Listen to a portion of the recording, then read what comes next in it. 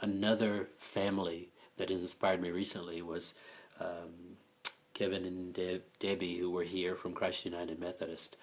And literally, I, I made a point to ask them questions about their ministry experience and found out that they had been part of church plants the way I had been at Christ United Methodist, and now am here as at helping with the church plant, obviously at Église L'Abri, and we're planting two churches.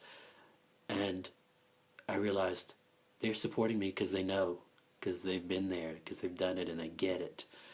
And I was wrecked, and Bill Hybels always says wrecked, and that's that good feeling where you're just undone, and you're crying together, and yet it's a good moment, and the Spirit is building something together and telling you you're on the same page, and you're all working for the same thing, and you're all His instruments.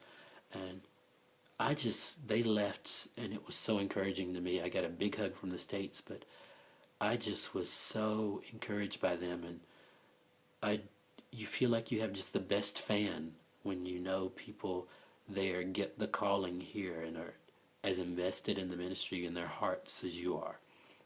So thank you guys. You continued my birthday month, which was June 1st, but my birthday just keeps going because I just keep getting gifts of encouragement from people. So seeing you in the middle of June was awesome. Another family that encourages me, and it's not to call out families that have, done this or that, but just always like to thank people for reminding me how this ministry encourages them. Jamie Barrick, she was telling me that I think it was her daughter Sarah, was young, and she looks like she's 7 or 8. I hope I'm not overestimating, maybe 6. And she was saying, "Mommy, why did Ricardo speak French, and why did he move away and go overseas and church planting?"